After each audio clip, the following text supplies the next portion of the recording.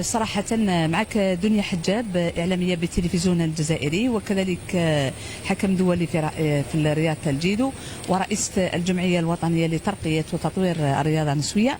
أنا سبق لي وأني غطيت ألعاب البحر الأبيض المتوسط، وكذلك الألعاب الأولمبية، بطولات عالمية، سواء كإعلامية أو حتى كحكم في رياضة الجيدو. صدقني ماشي كي ولات بلادي يعني الجزائر، والمدينة تاعنا وهران نحبوها كثير صراحة. يعني والله تنظيم محكم، النظافة في القاعات، هذا الشيء شيء جميل جدا، راح يزيد في معنوياتنا. وانا راني جد سعيدة، راني ننتظر يعني الوقت اللي نقوم به كإعلامية لتغطية مختلف الأحداث، خاصة التعليق في المباشر. لكن راني نغتنم الفرصة وين يكون عندي وقت نتجول في مختلف القاعات. ما شاء الله الجمهور فرحان، حفل الافتتاح اللي كان جد رائع، كذلك المنافسات. ورانا في أول يوم البارح اللي كنا في صدارة جدول الترتيب. نتمنى أنه المصارعين تاعنا اللي راهم فرحونا، وكنا خايفين احنا يعني صراحة اللي نظم لازم ينجح أولا في التنظيم ثم يأتي التتويج، لكن راهم فرحونا كذلك بالتتويج. نتمنى إن شاء الله أن يستمروا على هذا المنوال. يعني كل الظروف راهي حاضرة ومهيئة لنجاح هذا العرس. شوف كاين الشطر الأول الظهور من أجل التتويج والنتائج، راهي ربما السنوات الأخيرة الماضية بدأت الجزائر تظهر، وما ننساوش أنه احنا طلعنا فوق منصة التتويج سواء على المستوى العالمي أو الأولمبي. لكن فيما يخص التنظيم يعني صراحة رغم أنه المنشآت اللي راهي متواجدة على مستوى ولاية الوطن، لكن وهران أنا صراحة نلقبها بعاصمة الرياضة. بلال زعموشي، قناة شروق نيوز. اليوم وهران كانت كما كان نتوقع نحن الجزائريين، كانت على موعد مع التاريخ، ونظمت دورة استثنائية وراح تكون دورة تاريخية، لأنه بوادر النجاح كانت ظاهرة من خلال حفل الافتتاح الذي كان حفل عالمي أكبر من مستوى ألعاب البحر الأبيض المتوسط. الجزائر ووهران أخرسوا كل الحاقدين وكل من كان يتوقع فشل الجزائر، وأكدوا أن الجزائر قادرة على تنظيم أحداث دولية وأحداث عالمية وأحداث قارية، على عكس ما كان يسوق لصورة الجزائر من طرف بعض الحاقدين حتى من داخل الوطن، الذين كانوا يعملون على تحطيم وعلى تكسير كل ما هو جزائري. اليوم الجزائر أبهرت العالم بهذا الحفل الافتتاح، وأبهرت العالم في تنظيم الالعاب بالرغم من بعض النقائص، لانه كاين نقائص ما نقدروش نخفيو الشيء هذا. كاين نقائص مثلا في القاعه هذه، قاعه ليست بمواصفات عالميه، لكن في قاعات اخرى قاعات عالميه واكبر من العاب البحر الابيض المتوسط. انا كان لي الحظ اني كنت شاركت في العاب البحر الابيض المتوسط خارج الجزائر في الدوره السابقه، دوره طاراغونا، كنت حاضر. الامكانيات اللي وفرتها طاراغونا والامكانيات اللي وفرتها الجزائر فرق كبير، انه الجزائر وفرت اكثر بكثير من طاراغون.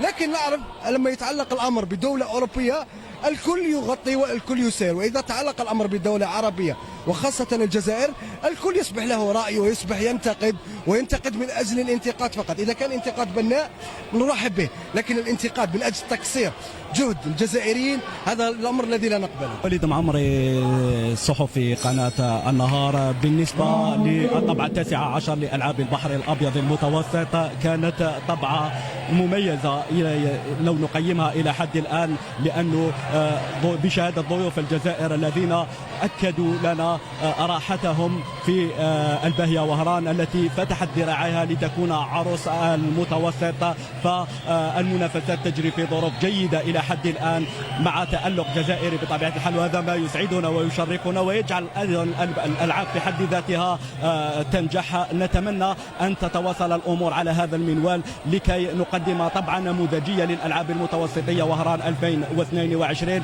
ان شاء الله، وهذا بتضافر جهود الجميع بما في ذلك الاعلاميين الذين لهم دور كبير في انجاح هذه التظاهرات. السلام عليكم. بخصوص حفل الافتتاح، العالم كاع شاف بلي الجزائر قادره تخرج بزاف عفايس، عندنا الامكانيات باش نخرجوا عفايس ملاح.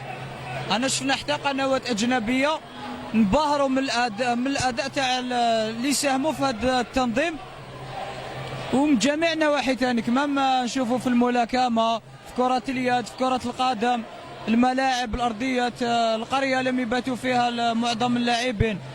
الحمد لله هذا الشيء فرح الجزائر. اكيد دوك كي تشوف انت هذا التنظيم كاع تطمح باش تستضيف الالعاب الاولمبيه، الالعاب الافريقيه. ان شاء الله برك المجهودات هادو كاع ما يروحوش خساره، ونقدروا نساهموا بهم باش نستضيفوا عرس اكبر من هدايا. اولا نثمن الدور الكبير اللي قامت به لجنه تنظيم هذه المنافسه، وحفل الافتتاح الذي كان عالمي الى درجه كبيره. اسبق لي وان عشت احداث وحفل افتتاح للعديد من المنافسات، كان اخرها كاس افريقيا بالكاميرون. الجزائر وصلت الى المبتغى بهذه التظاهره، بينت للعالم انها قادره على احتضان بطولات اكبر واكبر مستقبلا. هذا النجاح هو نجاح الجزائر ككل والشعب الجزائري ككل. الشكر موصول ايضا للجماهير التي كانت حاضره في الملعب، والتي اعطت دافع اخر واعطت صوره اخرى ايجابيه عن الجزائر، ساهمت بشكل كبير في انجاح هذا الحفل. نظرا الى الصور والفيديوهات وكل ما شاهدناه في الملعب من لوحات فنيه تعود الى تاريخ وتوضح تاريخ الجزائر وتقاليد الجزائر. هذه هي الجزائر لما تريد ان تعمل يعني نشوفوا النتائج. فيما يخص المنافسه، يعني اليوم الاول كان امس نتائج كانت لصالح الجزائر، وهذا ما افرحنا. تألق رياضيين في هذه البطولة هو حافز بالنسبة لنا كجزائريين. اليوم الثاني أيضا شفنا بعض المنافسات اللي تألقت فيها الجزائر، وبعض الآخر الذي أخفقت فيه. نتمنى إن شاء الله كل التوفيق للرياضيين في هذه البطولة، ولكل من يقف ويسهر على نجاح هذه البطولة، لأنه فرح هذا هو فرح الشعب الجزائري. صحيح، حفل افتتاح ليس الجزائري يتكلم عليه ولا حتى الدولي، الجميع يتحدث على أنه كان حفل افتتاح عالمي، حضور لشخصيات رسمية ووفود رسمية أتت للجزائر من أجل تقسم هذه الفرحة، فرحة افتتاح ألعاب البحر الأبيض المتوسط في الطابع 19. الحمد لله جازت في ظروف جيدة ورائعة بين جميع الجماهير التي حضرت في المباراة في حفل الافتتاح. المباريات لحد الآن نحضرها بطريقة تنظيمية رائعة، كما يشاهد الجميع المنازلات في جميع المنافسات، وجميع المنافسات تجرى في ظروف رائعة، تنظيم محكم. هنالك متطوعين يقومون بعمل جبار من أجل تسهيل عملية الصحفيين حتى يتم نقل هذه الصورة الجميلة إلى الجماهير الجزائرية. ويجب تحية الخاصة للجماهير الوهرانية والجزائرية التي تحضر بقوة في جميع المنافسات دون استثناء. صحيح، ولا الألعاب البحر الأبيض المتوسط ستكون تمهيد نقولوا حتى للجزائر تحتضن ألعاب أخرى، بطولات أخرى، بطولة أفريقيا إن شاء الله في المستقبل، لأنه الإمكانيات موجودة والإرادة كاينة. إن شاء الله نبقى دائما يد واحدة من أجل تحسين الصورة وإعطاء صورة دائما نحو الأحسن للجزائر.